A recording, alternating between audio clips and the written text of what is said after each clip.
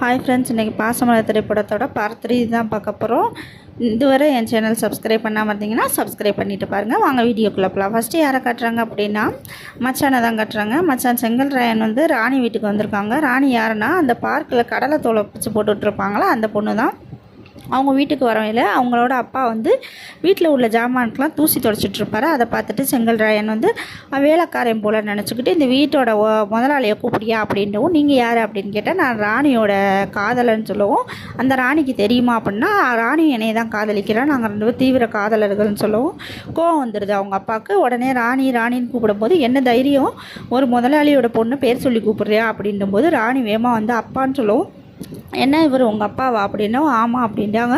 சொன்ன உடனேயும் யாரும் தெரியுமாம்மா அப்படின்னு கேட்கும்போது அன்றைக்கி பார்க்கில் வந்து தொல்லை பண்ணிகிட்டு இருந்தேன்ப்பா, என்னை லவ் பண்ணுறேன்னு சொல்லவும் அப்புறம் அவனை விரட்டி விட்டோடனையும் அடுத்து கட் பண்ணால் யாரை காட்டுறாங்கன்னா ஆனந்தை காட்டுறாங்க. ஆனந்த் வந்து ராதாவை பார்க்க வந்திருக்காங்க.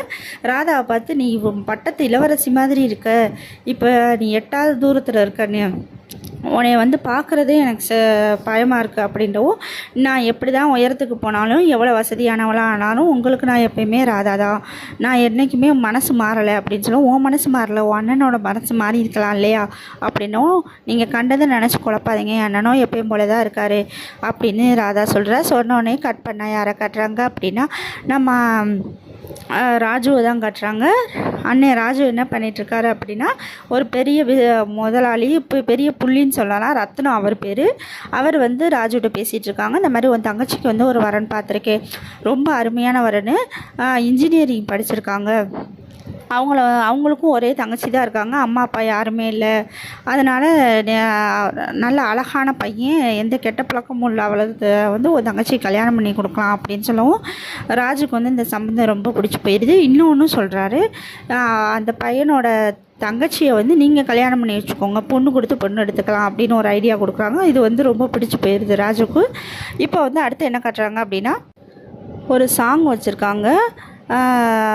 ராதாவுக்கும் ஆனந்தும் சந்தோஷமாக வெளியே ஊர் சுற்றுற மாதிரி காட்டுறாங்க. இப்போ திரும்ப வீட்டுக்கு ராதா வரும்போது அண்ணன் நிப்பாட்டி கேள்வி கேட்குறாங்க, நீ எனக்கு தெரியாமல் இப்படி பண்ணுவேன்னு நான் நினச்சி கூட பார்க்கலாமா அப்படின்றவும் ராதா வந்து ரொம்ப பயந்தவுடனே நம்ம லவ் பண்ணுற விஷயம் தெரிஞ்சிருச்சு போல் அண்ணனுக்கு அப்படின்னு சொல்லிட்டு பயப்படும் போது அண்ணன் டக்குனு நீ காரை ஓட்டிகிட்டு எதுக்கு போனேன் எனக்கு தெரியாமல் அப்படின்றவும், காருக்கு தான் பற்றி பேசுகிறீங்களானே அப்படின்னு சொல்லவும், ஆமாம் நீ எதுக்கு கார் ஓட்டிகிட்டு போனேன், உன்னோட உடல்நலம் தானே எனக்கு முக்கியம், உனக்கு ஏதாவது ஆச்சுன்னா என்னால் தாங்க முடியுமாடா அப்படின்னு சொல்லவும், அண்ணே நான் இனிமேல் கார் எடுத்துகிட்டு போகலனே அப்படின்னு சொல்கிறாங்க. உனக்கு இது மாதிரி ஒரு வரையும் பார்த்துருக்கேம்மா அப்படின்றவும், என்ன வரனே அப்படின்றவும், நல்லா படித்தவேன் அப்படின்னு சொல்லவும், இல்லை வேணானே நான் வந்து உங்கள் கூடயே இருந்துக்கிறேன் அப்படின்னு சொல்கிறா ராதா. இப்போ கட் பண்ணால் யாரை காட்டுறாங்கன்னா நம்ம ராணியோட வீட்டை தான் காட்டுறாங்க. அவங்க அப்பா ராணி 2 பேரும் உட்காந்துருக்காங்க. ஒரு குட்டி வெள்ளை பப்பி ஒன்று இருக்குது. செங்கல்ராயன் அங்கே வர்றேன், ஒரு புது திட்டத்தோடு தான் வந்திருக்கேன், அந்த நாயை வந்து தூக்கிட்டு போயிடலாம் அப்படின்னு வந்திருக்கேன். மூட்டையில் வந்து பிஸ்கட் பாக்கெட்டை லைட்டாக போட்டு நாயை வெளியே வர வச்சு மூட்டையில் பிடிச்சி தூக்கிட்டு போயிட்டேன். வீட்டுக்கு தூக்கிட்டு போனவுடனே ஆனந்து பார்க்குறேன், என்னடா நான் என்னத்தடா மூட்டையில் தூக்கிட்டு வந்திருக்கேன் அப்படின்னு. உடனே அதுக்கு ஒரு நாயை தூக்கிட்டு வந்திருக்கேன். நாயை என்னடா சொல்கிற, இது காதல் விவகாரம், ஐயய்ய நாயை வாடா காதலிக்கிற, இவ்வளோ கேவலமாயிட்டியாடா நீ அப்படின்னு சொல்லும். அது இல்லை மச்சான், நான் இந்த ராணியை காதலிக்கிறேன்ல, அவளை கரெக்ட் பண்ணுறதுக்காக நாயை தூக்கிட்டு வந்தேன், நாயை காணான்னு சொல்லி தேடுவா, பேப்பரில் விளம்பரம் கொடுப்பா, அப்போ நாய் கண்டுபிடிச்சி தர்றேன், உங்களுக்கு எதுனாலும் தர்றேன்னு சொல்லும்போது நீ என்னை காதலின்னு சொல்லி கேட்பேன், அப்படியே லவ் சக்ஸஸ் ஆயிரும் அப்படின்னு சொல்லுவியா செங்கல்ராயன். சொன்னவொடனே ஆனந்த தலையில் அடிச்சுக்கிருவியா, சரி மூட்டையை முதல்ல திறடா அப்படின்றவோ, மூட்டையை திறந்தா ஒரு குழந்தை ஒரு சின்ன பையன் வருவியா, என்னடா நாயை தூக்குறேன்னு சொல்லிட்டு பையனை தூக்கியிருக்க அப்படின்ற போது அதான் தெரியலையே மச்சான் அப்படின்னும் போது போலீஸ் உள்ளே வந்துடுது. போலீஸ் வந்து கூட ஒரு 2-3 பேர் வராங்க, என் பையனை இவன் கடத்திட்டு வந்துட்டேன் அப்படின்னு. இல்லையே நான் நாயை தானே கடத்தினேன், இதில் ஏதோ குழப்பம் நடந்திருக்கு இருங்க அப்படின்னு சொல்லிட்டு ஆனந்த் விசாரிக்கிறாரு. அப்போ தான் தெரியுது இவன் வந்து நாயை தூக்கிட்டு ரயில்வே ஸ்டேஷனுக்கிட்ட பைய வைக்கும்போது இவங்களும் குழந்தைய உள்ளே போட்டு பைய வச்சுருந்துருப்பாங்க. அப்போ பைய மாறி இருக்கும். அப்போ இவன் மேலே எந்த தப்பு இல்லை, முதல்ல குழந்தைய கடத்தினவனு சொல்லுங்கள், நாங்கள் கடத்தலைங்க, இது என்னோடய பிள்ளை தான், ரயிலில் டிக்கெட்டு காசு மிச்சமாகும்னு சொல்லிட்டு நான் மூட்டைகளை வச்சு கொண்டு வருவேன் அப்படின்னு சொல்லுவோம். அட பாவி பையில இது எவ்வளோ பெரிய தப்புன்னு தெரியுதா அப்படின்னு சொல்லிட்டு போலீஸும் சொல்லுவாங்க. உடனே இவன் வந்து என் நாயை கடத்தினதுக்காக இவனை ஜெயிலில் போடுங்க அப்படின்னு சொல்லி ராணியோட அப்பா சொல்லவும், இல்லை இவனை ஜெயிலில் போடக்கூடாது, உங்கள் மேலே தான் தப்பு இருக்குது, நீங்கள் நாயை கடத்துறியான்னு சொல்லி உங்களுக்கு தெரிஞ்சிருக்கு அப்படின்னோ. ஆமாம் எனக்கு தெரிஞ்சு அவன் நாயை கடத்தினா நான் பார்த்தேன், அவள் பார்த்துக்கிட்டே நீங்கள் சும்மா இருந்தீங்க, அப்பயே தடுத்துருக்க வேண்டியது தானே, அப்புறம் இதுக்கு இப்போ இவ்வளோ நேரம் கழிச்சு வந்து நீங்கள் அவனை உள்ளே போடணும்னு சொல்கிறீங்க, அப்போ உங்கள் மேலே தான் தப்பு இருக்குது அப்படின்னு போலீஸ் சொல்லவும் சரின்னு சொல்லிட்டு எல்லோரும் போயிடுறாங்க. இப்போ அடுத்து என்ன காட்டுறாங்க, இப்போ ராதாவுக்கு பிறந்தநாள் விழா கொண்டாடிட்டு இருக்காங்க. இப்போ அவங்க பெரிய பிஸ்னஸ்மேன் ஆகிட்டாங்க இல்லையா ராஜு, அதனால் தங்கச்சிக்கு ரொம்ப பெரிய கிராண்டான முறையில் பிறந்தநாள் விழா கொண்டாடிட்டு இருக்காங்க. அப்போ பெரிய பெரிய பிள்ளைகள்லாம் வராங்க, அவங்க பெரிய பெரிய கிஃப்ட்லாம் எடுத்துகிட்டு வராங்க. அந்த இடத்துக்கு யார் வரா அப்படின்னா நம்ம ஆனந்த் வராரு. ஆனந்த் வந்து கையில் கொஞ்சோண்டு மல்லிகைப்பூ எடுத்துகிட்டு வராரு. ஏற்கனவே ஃபஸ்ட்டு சீனில் வந்து கதம்பு எடுத்துகிட்டு வந்திருப்பார் லவ்வருக்கு கொடுக்குறதுக்காக. ஆனால் அவள் அப்போயே வந்து சொல்லியிருப்பா எனக்கு மல்லிகைப்பூ தான் பிடிக்கும் அப்படின்னு சொல்லிட்டு ஒரு சீனில் சொல்லியிருப்பா. அதனால் இப்போ மல்லிகைப்பூ வாங்கிட்டு வராரு ராதாக்கு கொடுக்கணும் அப்படிங்கிறதுக்காக.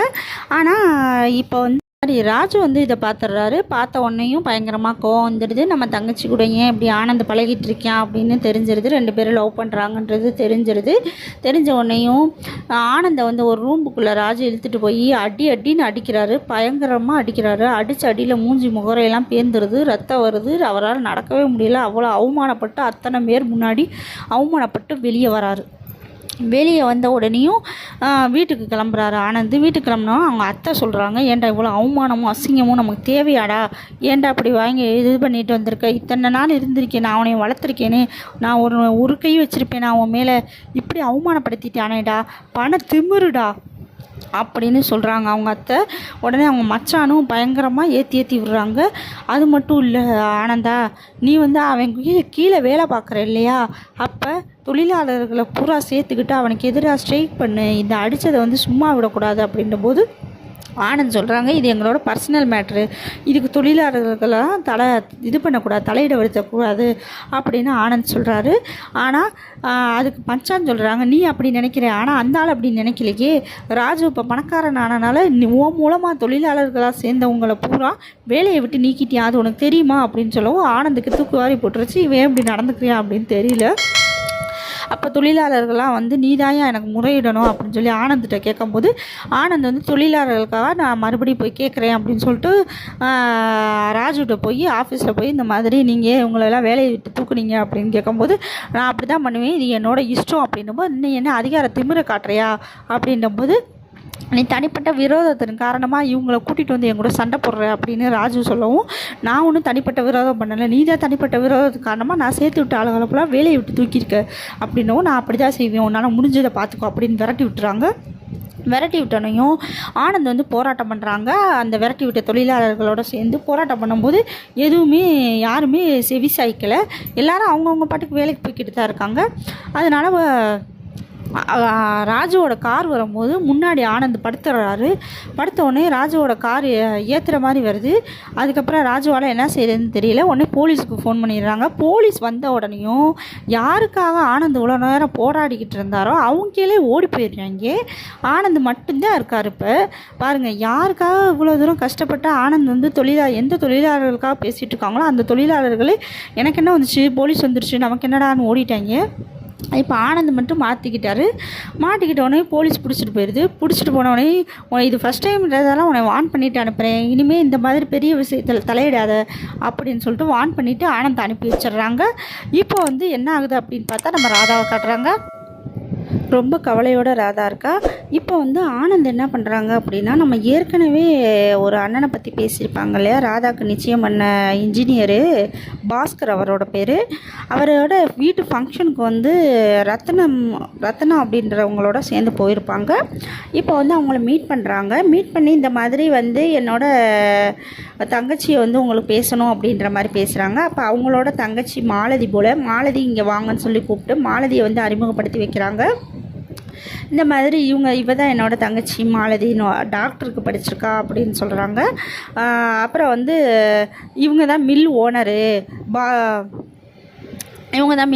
அப்படின்னு சொன்னோடனே பாஸ்கர் என்ன சொல்கிறாரு அப்படின்னா, என்னோட தங்கச்சியை நீங்கள் கல்யாணம் பண்ணிக்கிறீங்க அப்படின்னா உங்களோட தங்கச்சியை நான் கல்யாணம் பண்ணிக்கிறேன் அப்படின்னு பாஸ்கர் சொல்கிறாரு. சொன்னதுக்கு வந்து நம்ம அண்ணன் என்ன சொல்கிறாருன்னா, இதுக்கு சம்மதம் தெரிவிக்கிறாரு. கிட்டத்தட்ட நிச்சயம் ஆன மாதிரி தான் வச்சுக்கோங்களேன். இப்போ வந்து எல்லாமே சுமூகமாக முடிஞ்சிருச்சு. அது அடுத்த சீன் என்ன காட்டுறாங்க அப்படின்னா, வந்து அந்த ஃபங்க்ஷனை வீட்டுக்கு வந்துட்டார். வீட்டுக்கு வந்தவுடனே அவங்க வீட்டில் ஒரு வேலைக்காரன் இருப்பான் இல்லையா, அவன் ரொம்ப நேர்மையான வேலைக்காரன்னு அவன்கிட்ட வந்து சொல்கிறாங்க, இந்த மாதிரி நம்ம ராதாவுக்கு வந்து ஒரு நல்ல வரன் பார்த்துருக்கேன், இன்ஜினியரு பாஸ்கர் பேர், அவங்களோட தங்கச்சி வந்து ரொம்ப நல்ல பொண்ணு அப்படின்னு எல்லாத்தையும் விவரத்தை சொல்கிறாங்க. சொன்ன உடனே அவன் திருன்னு முழிக்கிறியான். எதுக்குடா முழிக்கிற அப்படின்னு கேட்கும்போது, தங்கச்சி எங்கடா அப்படின்னு கேட்கும்போது, அது வந்துட்டு உடனே நம்ம ராஜு வந்து ரொம்ப கோவமாயிடுறாரு. என்ன இப்போ சொல்ல போறியா இல்லையா அப்படின்னு கேட்டால், தோட்டத்தில் இருக்காங்க. தோட்டத்தில் எதுக்கு போயிருக்கா, யாரையோ பேசுகிறாங்க யார்கிட்டையோ அப்படின்னோ, யார் அப்படின்னு கேட்டால் ஆனந்திட்ட பேசுகிறாங்க அப்படின்றவும் நம்ம ராஜுக்கு ரொம்ப கோவம் வந்துடுது. நான் என்ன சொன்னாலும் இவன் ஆனந்த் கேட்க மாட்டானா அப்படின்னு சொல்லிட்டு கன் எடுத்துகிட்டு ஷூட் பண்ணுறதுக்கு, அதை கொலை பண்ணுறதுக்கே தயாராகிட்டார் நம்ம ராஜு. கன் எடுத்துகிட்டு பயங்கரமான கோவத்தில் வராரு. கோவத்தில் வரும்போது அவங்க 2 பேர் கான்வர்சேஷன் பண்ணிகிட்டு இருக்கிறத கேட்டுடுறாரு ராஜு. அப்போ வந்து ஆனந்த் என்ன சொல்லிக்கிட்டு இருக்கான் அப்படின்னா, இந்த மாதிரி உன் அண்ணன் இவ்வளோ தூரம் என்னை கேவலப்படுத்துவான்னு நினைக்கல, உன்னோட பிறந்த நாளைக்கு நான் பார்க்க வந்தேன்னா இப்படியா என்னை அடித்து அனுப்புவியா, இனிமேல் நம்ம 2 பேரும் சேரவே முடியாது அப்படின்னு சொல்லிட்டு ராதாட்ட சொல்கிறாங்க. அதுக்கு ராதா சொல்கிறாங்க, உங்களுக்கு என் அண்ணனை பற்றி தெரியாது, என் மேலே அவ்வளோ அளவு கடந்து அன்பு வச்சுருக்காங்க, உங்கள் மேலே நம்பிக்கை இல்லாமல் இல்லை, நீங்கள் வந்து என்னை ஏமாத்திடுவீங்களோன்னு நினச்சி தான் என் அண்ணன் இப்படி பேசினாங்க. என் அண்ணன் சின்ன வயசுலேருந்தே எவ்வளோ அவமானம் செஞ்சுருக்காங்க, சின்ன வயசுலேருந்தே இங்கே உழைச்சி சம்பாதிச்சு இவ்வளோ தூரம் ஆயிருக்காங்க அப்படின்ட்டு நீ இன்னமும் அண்ணனை பற்றியே பேசிகிட்டு இருக்கியா அப்படின்னு சொல்லும்போது, என் அண்ணன் செஞ்சது தப்பு தான், நான் ஒத்துக்கிறேன், அதுக்காக ஆனால் நீங்கள் எதுவும் பேசாதீங்க அப்படின்ட்டும், சரி நான் இனிமேல் உன்னைய கல்யாணம் பண்ணிக்கணும் அப்படின்னா நீ உன் அண்ணன் செஞ்ச தப்புக்கு என் காலில் விழுந்து மன்னிப்பு கேட்கணும், அந்த நிபந்தனையை ஒத்துக்கிறதா இருந்தால் நம்ம 2 பேரும் கல்யாணம் பண்ணிக்கலாம் அப்படின்றவும், ராதாக்கு அப்படிப்பட்ட காதலே எனக்கு தேவையில்லை, என் அண்ணனோட கௌரவம் தான் முக்கியம் அப்படின்னு சொல்லிட்டு வந்துடுறா. இதை பூரா நம்ம அண்ணன் ராஜு கேட்டுகிட்டே இருக்காரு. நம்ம தங்கச்சி நம்ம மேலே இவ்வளோ பாசம் வச்சுருக்காளா, அது தெரியாமல் விட்டுட்டோமே அப்படின்னு கேட்டுக்கிட்டே இருக்காரு. அப்படி யோசிக்கும்போது ராதா வந்து கூப்பிட்றாரு. அண்ணன் கூப்பிட்டு, அம்மா நான் உனக்கு ஒரு வரம் பார்த்துருக்கேன் அப்படின்றவும், அண்ணே உங்கள் சம்மதம் அண்ணே, நீங்கள் என்ன சொன்ன யாரை கல்யாணம் பண்ண சொன்னாலும் கண்ணு தெரியாட்டினாலும் முடமாக இருந்தாலும் நான் அவங்கள கல்யாணம் பண்ணிக்கிறேனே, எனக்கு நீங்கள் தானே முக்கியம் அப்படின்னு ராதா சொல்கிறத கேட்டு அண்ணனுக்கு கண்ணே கலங்கிருச்சு. நம்ம தங்கச்சி நமக்காக காதலையே விட்டு கொடுக்குறாளா அப்படின்னு. உடனே மறுநாள் வந்து இந்த மாதிரி உனக்கு வந்து பார்த்துருக்க மாப்பிள்ளையை பாருமா அப்படின்னு சொல்லிட்டு கூட்டிகிட்டு வராங்க. உடனே அழுதுகிட்டே கண்ணு மனசில் சோகத்தை வச்சுக்கிட்டே நிமிர்ந்து பார்க்குறா. நிமிர்ந்து பார்த்தா ஆனந்தம் தான் கூட்டிகிட்டு வந்திருப்பார் ராஜு. உடனே ராதாக்கு ஒரே சந்தோஷம், அண்ணே நீங்கள் இவ்வளோ நல்லவராக இருப்பீங்கன்னு நான் நினைக்கலனே, நான் நேற்றே அவரை மறந்துட்டேன், ஆனால் நீங்கள் நான் என்ன மனசில் நினச்சிருக்கேனோ அப்படியே மாப்பிள்ளையை கூட்டிகிட்டு வந்திருக்கீங்கண்ணே, உங்களை பற்றி நான் தப்பாக நினச்சிட்டேனே ஒரு நிமிஷம் அப்படின்ட்டும், உனக்காக தான்மா நான் வாழ்கிறேன், உன்னோட சந்தோஷம்தான் என்னோட சந்தோஷம். அப்போ தான் ராதா யோசிச்சு பார்க்குறா, ஆமாம் அப்படின்னா அவர் ஒரு நிபந்தனை சொன்னாரே, காலில் விழுந்தாதான் கல்யாணம் பண்ணிப்பேன், அப்போ நீங்கள் காலில் விழுந்தீங்களானே அப்படின்னு அழுகிறா. இல்லைம்மா அந்தளவுக்கு வந்து ஆனந்தனையை கொண்டு போகலை அப்படின்னு சொல்லவும், உங்கள் அவமானத்தை விட்டு நீங்கள் இப்போ கேட்டுட்டு இருக்கீங்க எனக்காக அப்படின்னு நான் ராதா சொல்கிறேன். எனக்கு உன் சந்தோஷந்தாம்மா முக்கியம் அப்படின்றாங்க. உடனே அங்கே 2 பேரும் ரொம்ப அன்பை புரிஞ்சிட்டு இருக்காங்க. அடுத்து நம்ம ஆனந்துக்கும் ராதாவுக்கும் ரொம்ப சந்தோஷமான முறையில் கல்யாணம் நடக்குது. திருமணம் நடந்து முடிஞ்ச உடனேயும் ஆனந்தோட அத்தை இருக்காங்களே, அவங்க நான் எப்பயுமே ஆனந்தை விட்டு பிரிஞ்சதே கிடையாது, ஆனந்த் இல்லாமல் என்னால் இருக்கவே முடியாது, ஆனந்தை நீங்கள் வீட்டோட மாப்பிள்ளையாக இருக்க சொல்கிறீங்க, நாங்கள் எங்கே போவோம் ஆனந்தை விட்டுட்டு அப்படின்னு சீனை போட்டுட்ருக்கா. உடனே அதுக்கு ராஜு வந்து, இதில் என்ன அது கூச்சப்பட வேண்டியது இருக்குது, நீங்கள் எங்களோடையே வந்திருக்கலாம், நீங்கள் உங்களுக்கு எந்த ஆட்சேபனையும் இல்லைனா அப்படின்னு சொல்லவும், உடனே மச்சாங்காரே நானும் ஆனந்த விட்டு இருந்தது இல்லை, நானும் எங்கே போகிறது அப்படின்றவும், நீங்களும் இருங்க அப்படின்றவும் 2 பேரும் வேகமாக சிரிச்சுக்கிட்டு நம்ம இங்கேயே டேரா போட்டுடலாம்டான்னு முடிவு பண்ணிட்டாங்க. வசதியான வீடு இல்லையா, அதனால் எல்லோரும் ஒன்றாவே இருந்துடலான்னு முடிவு பண்ணிவிட்டு எல்லோரும் ஒன்றா வீட்டுக்கு வராங்க. இப்போ செங்கல்ராயன் வந்து எனக்கு ஒரு சின்ன வேலை இருக்குது அப்படின்னு சொல்லி செங்கல்ராயன் மச்சான் வந்து அந்த ராணியோட வீட்டுக்கு முன்னாடி போய் தேவையில்லாமல் போராட்டம் பண்ணிக்கிட்டு இருக்கேன். சின்ன பையங்களெல்லாம் கூட்டிகிட்டு வந்து இந்த மாதிரி காதலை ஒழிப்பவர்கள் ஒழிய காதலை சேர்க்கணும், நான் ராணியை கல்யாணம் பண்ணிக்கணும், எங்களோட காதல் புனிதமானது, நான் உண்ணாவிரதம் இருக்க போகிறேன் அப்படி இப்படின்னு தேவையில்லாமல் கத்திட்டு போராட்டம் பண்ணிக்கிட்டு இருக்காங்க. இதெல்லாம் பார்த்துட்டு ராணியோட அப்பா வந்து அடித்து துரத்தி விட்டுறாங்க. இப்போ கட் பண்ணால் ஆனந்தையும் ராதாவையும் காட்டுறாங்க. அவங்க 2 பேரும் காரில் போய்கிட்டு இருக்கும்போது ஒரு கார் வந்து எய்த்தாப்பில் பிரேக் டவுன் ஆகி நிற்கிது. என்னன்னு போய் பார்க்குறாங்க. பெட்ரோல் இல்லை அப்படின்னு சொல்கிறாங்க. யார் அந்த லேடின்னு பார்த்தா நம்ம அண்ணே ராஜுக்கு நிச்சயம் பண்ணியிருந்தாங்க இல்லையா டாக்டரு, அந்த பொண்ணை தான் பார்க்குறாங்க ராதா. பார்த்து நீங்கள் யார் அப்படின்னு கேட்கவும், நான் இந்த ஊருக்கு புதுசாக வந்திருக்கேன், நான் டாக்டர் அப்படின்னு சொல்லவும், உங்களுக்கு கல்யாணம் ஆயிடுச்சா அப்படின்னு கேட்கவும், கல்யாணம் இன்னும் ஆகலை அப்படிங்கிறாங்க. நீங்கள் யார் அப்படின்னு கேட்டால், நான் தான் ராதா, அந்த பிஸ்னஸ் மேன் ராஜுவோட தங்கச்சின்னு சொல்லவும், உடனே இவங்க டாக்டருக்கு புரிஞ்சிருச்சு. ஆஹா, இவங்களோட அண்ணன் தானே நம்மளை கல்யாணம் பண்ணிக்கிறேன்னு சொன்னாங்க அப்படின்னு சொல்லிட்டு ரொம்ப முகம் சுருங்கிடுது. சுருங்கினோடனையும் சரி நீங்கள் பெட்ரோல் கொடுத்ததுக்கு ரொம்ப நன்றி, நான் கிளம்புறேன் அப்படின்னு சொல்லிட்டு கிளம்பிடுறாங்க. உடனே நம்ம ராதா வந்து வீட்டுக்கு வந்து அண்ணன்ட்ட சொல்கிறாங்க, இந்த மாதிரி நான் ஒரு பொண்ணை பார்த்துருக்கேன், ரொம்ப அழகாக இருக்காங்க, அவங்க டாக்டருக்கு படிச்சிருக்காங்க அப்படின்றவும், உடனே ராஜு வந்து யார் அந்த பொண்ணு அப்படின்றவும், அவங்க பேர் மாலதி, அவங்க வந்து இப்போ தான் புதுசாக ஊருக்கு வந்திருக்காங்க, உங்களுக்கு பார்க்கலான் இருக்கேன் அப்படின்னு சொல்லவும், ராஜு வந்து வேணாம், அந்த பொண்ணு வேணாம் அப்படிங்கிறாங்க. ஏன் அப்படின்னா, இல்லைம்மா அந்த பொண்ணோட அண்ணனை தான் நான் உனக்கு பேசி முடிச்சிருந்தேன், இப்போ அந்த கல்யாணம் நின்று போச்சு, இப்போ அவங்க தங்கச்சி எப்படி நான் கல்யாணம் பண்ணிக்க முடியும், அதனால தாம்மா நான் உன்னோட கல்யாணத்துக்கு பத்திரிக்கை கூட அவங்களுக்கு கொடுக்கல அப்படின்றவும், உடனே அப்போனா என்னோட கல்யாணத்தினால தான் உன்னோட கல்யாணம் நின்று போச்சானே அப்படின்னு கேட்கும். அதெல்லாம் ஒன்றும் இல்லைம்மா அப்படிங்கிறாங்க. ஆனால் உறுத்துது ராதாவுக்கு. நம்ம வந்து ஆனந்த கல்யாணம் பண்ணனால தான் நம்ம அண்ணனுக்கு கல்யாணம் ஆகாமல் போச்சு, நம்ம வந்து அந்த இன்ஜினியரை கல்யாணம் பண்ணியிருந்தோம்னா இந்நேரம் மாலதி வந்து நம்ம அண்ணனை கல்யாணம் பண்ணியிருப்பா அப்படின்னு சொல்லிட்டு ரொம்ப வருத்தப்படுறாங்க. இப்போ வந்து மாலதி வீட்டுக்கு போகலாம் அப்படின்னு சொல்லிட்டு முடிவு பண்ணுறாங்க. மாலதி வீட்டுக்கு போய் பார்த்தா அவங்க அண்ணன் இன்ஜினியர் அண்ணன் தான் நிற்கிறாங்க.